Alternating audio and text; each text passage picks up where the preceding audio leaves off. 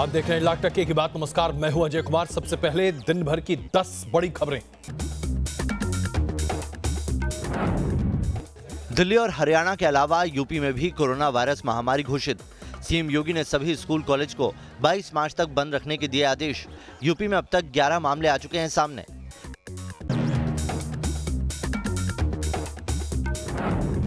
Corona के कहर के चलते आगे बढ़ी आईपीएल की तारीख। अब 15 अप्रैल से होंगे मुकाबले।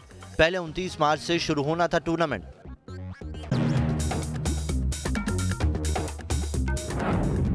सीए के बाद एनपीआर पर अफवाह फैलाने में जुटे राजनीतिक दल। आम आदमी पार्टी सरकार ने दिल्ली विधानसभा में एनपीआर के खिलाफ प्रस्ताव पेश किया। केंद्रीय गृह मंत्री ने कल ही दिलाया था भरोसा।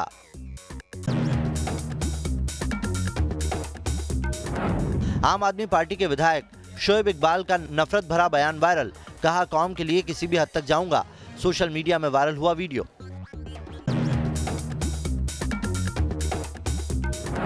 दिल्ली दंगे से 5 दिन पहले ही दिल्ली पुलिस ने रोहिंग्याओं के उपद्रव को लेकर जताई थी आशंका। 18 फरवरी को पुलिस ने की थी एफआईआर। बंगाल में बैठे बांग्लादेशी ने रोहिंग्याओं के बनाए फर्जी दस्तावेज।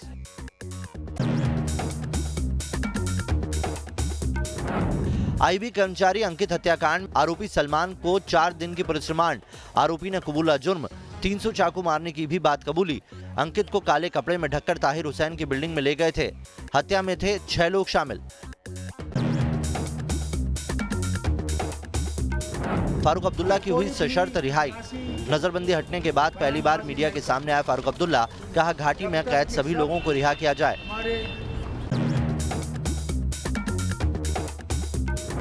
एमपी में कमलनाथ सरकार पर संकट। राज्यपाल से मिलकर कमलनाथ ने बीजेपी पर विधायकों की खरीद फरोख्त का लगाया आरोप। कहा, फ्लोर टेस्ट के लिए हूं तैयार। उन्नाव पीड़िता के पिता की हत्या मामले में कुलदीप सेंगर समेत 7 दोषियों को 10 साल की सजा। 10-10 लाख का जुर्माना भी लगाया। पीड़ित परिवार को मिलेगी रकम। केंद्रीय कर्मचारियों को केंद्र सरकार का तोहफा। 4% बढ़ाया गया महंगाई भत्ता। 1 करोड़ से ज्यादा परिवार को फायदा। सबसे पहले आपको दिखाते हैं देहरादून की ये तस्वीरें जो कि ऐतिहासिक झंडा मेला के दौरान हुई हैं। झंडा आरोहण के दौरान ध्वज गिर गया। हादसे में झंडा मेला में भगदड़ मच गई, जिसकी वजह से कई लोगों के घायल होने की खबरें आ रही हैं। ये तस्वीरें अब हम आपको दिखाने जा रहे हैं कि जो कि झंडा मेला की हैं देहरादून की, जहां पर झंडा मेला के दौरान झंडे के गिरने से, जो ध्वज है उसके गिरने से वहां जबरदस्त तरीके से भगदड़ मची और उसके बाद अफरा तफरी बहुत ज्यादा देखने को मिली है। बहुत बड़ी संख्या में लोग घायल हुए हैं, ऐसा भी बताया जा रहा है। ये तस्वीरें आप देख रहे हैं देहरादून की, जहां पर झंडा मेला में शिरकत करने के लिए लोग पहुंचे थे, लेकिन ये देखिए कैसे ध्वज गिरा और उसके साथ ही वहां एक जबरदस्त भगदड़ मची और इसने वहां पर कई लोगों के लिए मुश्किलें पैदा कर दी हैं। बहुत बड़ी संख्या में लोग घायल। यह खबर दुखदाई है, लेकिन इस खबर को दिखाना आवश्यक है। दिल्ली के दंगे के दौरान आईबी स्टाफ अंकित शर्मा की हत्या हुई थी। एक ऐसी हत्या जिसे आप शर्मनाक कह सकते हैं। 400 से भी ज्यादा बार वार किया गया था अंकित शर्मा पर। लेकिन अब जो जानकारी निकलकर सामने आ रही है वो बताती है कि कैसे ये बर्बरता की एक मिसाल बन सकती है कि क्या इस तरह से भी कुछ लोग व्यवहार कर सकते हैं।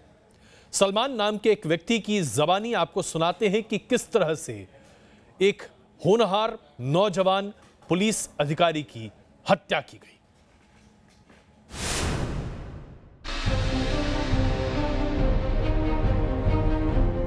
एक अंकित, 6 दंगाई। काला कपड़ा, ताहिर की बिल्डिंग। मजहब देख 400 बार और नाले में डुबोया अंकित का शव। दिल्ली दंगे में आईटी स्टाफ अंकित शर्मा की विवश से हत्या करने वाले अब पुलिस की गिरफ्त में खौफनाक राज उगल रहे हैं। जिन खुलासों को सुनकर आपकी रूह कांप जाएगी, वो राज इस आरोपी ने खोला है, जिसका नाम है सलमान उर्फ हसीन उर्फ नन्हे उर्फ मुल्ला। इस सलमान नाम के आरोपी ने पुलिस के सामने जो खुलासे किए हैं वो बेहद खौफनाक है, क्योंकि इसने अंकित के कत्ल का पूरा मंजर पेश किया है। इसके मुताबिक सलमान अलीगढ़ का रहने वाला है। जो उत्तर पूर्वी दिल्ली के सुंदरनगर में रहता था। 23 फरवरी को वो पुरानी दिल्ली में ईदगाह की जमात में शामिल हुआ। जब दोपहर में पता चला कि दिल्ली में दंगे हो रहे हैं, 24 फरवरी को इसे व्हाट्सएप पर खजूरी खास पहुंचने को कहा गया। वहां पहुंचने पर इसका ठिकाना भी चांदबाग में ताहिर हुसैन का मकान बना। तब तक ताहिर की बिल्डिंग में दर्जनों दंगाइयों का ठिकाना बन चुका था।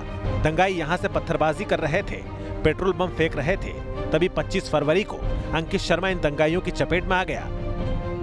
24 फरवरी को ही सलमान चांदबाग इलाके में पहुंच गया था और 25 तारीख को जब दंगे शुरू हुए तब सलमान ने अपने 6 साथियों के साथ अंकित के चेहरे पर काला कपड़ा डालकर उसे ताहिर हुसैन के घर में खींच लिया, जहां पर पहले से मौजूद चाकुओं से अंकित के शरीर पर ताबड़तोड़ वार किए गए। लेकिन इससे पहले सलमान ने अंकित के कपड़े उतरवाकर ये भी जांचा कि उसका धर्म क्या है।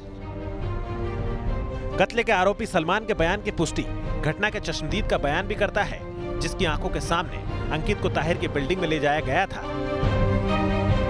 अंकित शर्मा पब्लिक को जो पत्थर फेंक रहे थे उनको रोकने के लिए आगे बढ़े थे, जिससे कि शांति का माहौल बना रहे।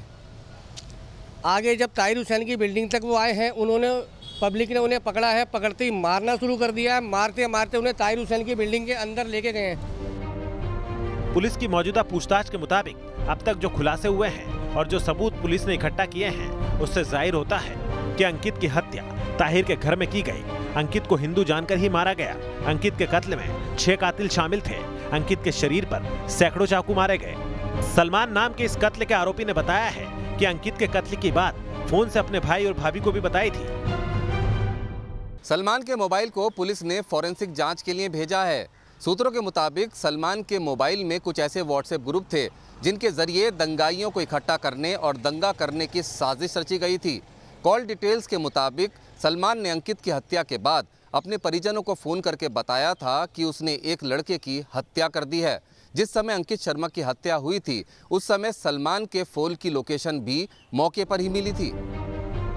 सलमान के खुलासे के बाद अब पुलिस ने वो सारे सबूत जुटाने शुरू कर दिए हैं, जिसमें दंगे के पीछे की साजिश के कई खुलासे भी हो रहे हैं। रुमानुल्लाह खान, न्यूज़ नेशन, दिल्ली। तो देखा आपने किस तरह से धर्म की पहचान करने के बाद अंकित शर्मा को मौत के हवाले किया गया। लेकिन आइए अब आपको बताते हैं कैसे हमारे देश के भीतर आए घुसपैठिए हमारे देश के लिए सबसे बड़ा संकट बन रहे हैं। दिल्ली पुलिस ने इस बात की जानकारी पहले ही दी थी कि दिल्ली में हिंसा फैलाने का काम रोहिंग्या मुसलमान कर सकते हैं। ये वो लोग हैं जो गैर कानूनी तरीके से हिंदुस्तान में घुस आए हैं। ये वो घुसपैठिए हैं जो हिंदुस्तान में रह जरूर रहे हैं लेकिन हिंदुस्तान को तार तार करना चाहते हैं। अब जानकारी यह मिल रही है कि रोहिंग्या मुसलमानों की वजह से ही दिल्ली दंगों में बड़े पैमाने पर हत्या और आगजनी की मामले हुए।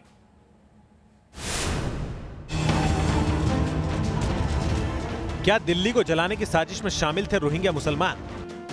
क्या दिल्ली के दंगे के पीछे रोहिंग्या मुसलमानों का हाथ था? क्या दिल्ली पुलिस ने दंगे से पहले जताई थी उपद्रव की आशंका? ये सारे सवाल इसलिए उठ रहे हैं क्योंकि दिल्ली पुलिस की एक एफआईआर ने दिल्ली दंगे में रोहिंग्या एंगल का शक बढ़ा दिया है। दिल्ली पुलिस स्पेशल सेल की दर्ज की गई एफआईआर चौंकाने वाली है। दिल्ली दंगों से महज कुछ दिन पहले दर्ज की गई इस एफआईआर में साफ तौर पर लिखा है कि रोहिंग्या मुसलमानों का एक रेडिकल ग्रुप पश्चिम बंगाल में मौजूद अपने मददगारों के जरिए फर्जी दस्तावेज बनाकर दिल्ली में अपना बेस बना चुका है और सीएए और एनआरसी के नाम पर लोकल लोगों को भड़का रहा है।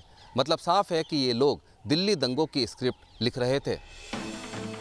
यह है दिल्ली पुलिस की एफआईआर की वो कॉपी जिसमें तारीख पर नजर डालें तो पता चलता है कि 18 फरवरी को की गई थी। इस एफआईआर में कहा गया है कि दिल्ली में बड़े पैमाने पर रोहिंग्या मुसलमान घुस गए हैं और ये उपद्रव कर सकते हैं। इस एफआईआर में ये भी कहा गया है कि इन रोहिंग्या मुसलमानों के पास फर्जी पहचान पत्र और दस्तावेज भी हैं, जिन्हें बंगाल में रह रहे अहमद अली और अब्दुल मतीन नाम के बांग्लादेशी ने मुहैया कराया है।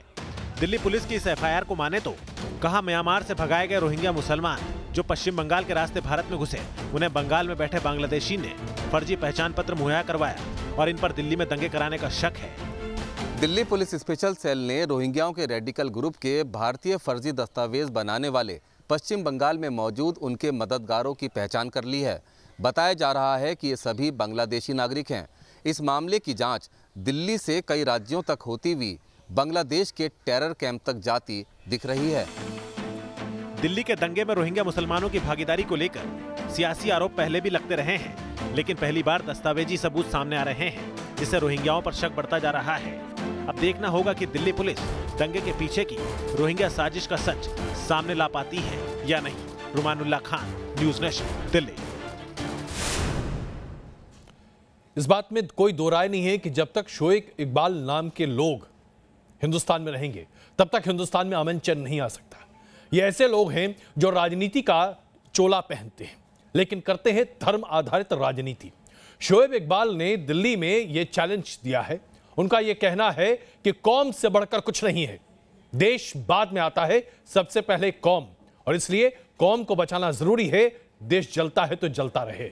अब आप ही तय कीजिए, शोएब इकबाल जैसे लोगों को हिंदुस्तान में रहने दिया जाना चाहिए या नहीं। पहले सीएए पर अफवाह फैलाकर दिल्ली में दंगा करवाया, अब एनपीआर पर फैलाई जा रही है अफवाह। मुझे किसी हद तक भी जाना पड़ा तो मैं जाऊंगा, लेकिन जहां तक एनपीआर का ताल्लुक है जो 1 अप्रैल से होने जा रही है, हम उसकी पुरजोर मुखालफत करेंगे और मैं दिल्ली में अपनी तरफ से मेरा अपना यह है स्टैंड सीधा मैं लागू नहीं होने दूंगा। ये आम आदमी पार्टी के विधायक शोएब इकबाल हैं, जिनके जुबान से निकला एक एक शब्द दिल्ली के माहौल को गरमाने वाला है। शोएब इकबाल का ये वीडियो सोशल मीडिया में वायरल हुआ है, जिसमें वो अपनी कौम के नाम पर लोगों को भड़काने वाले बयान दे रहे हैं। शोएब इकबाल ने जो कौम की लड़ाई हमेशा लड़ी है, आज भी लड़ेगा और आने वाले वक्त तक लड़ेगा, आखिरी सांस तक लड़ेगा। मेरे लिए ये पद या कुछ भी नहीं है, आज भी नहीं है और पहले भी नहीं था और कभी भी नहीं रहेगा। पहले मुझे अल्लाह को जान देनी है। मैं पहले अपनी कौम का हूँ, जिन्होंने मुझे यहाँ तक पहुँचाया, हमेशा पहुँचाया है। मैं उसके लिए हूँ क्योंकि आज उन्हीं की बदौलत मैं इस मुकाम पे हूँ। तो मुझे किसी हद तक भी जाना पड़ा तो मैं जाऊंगा।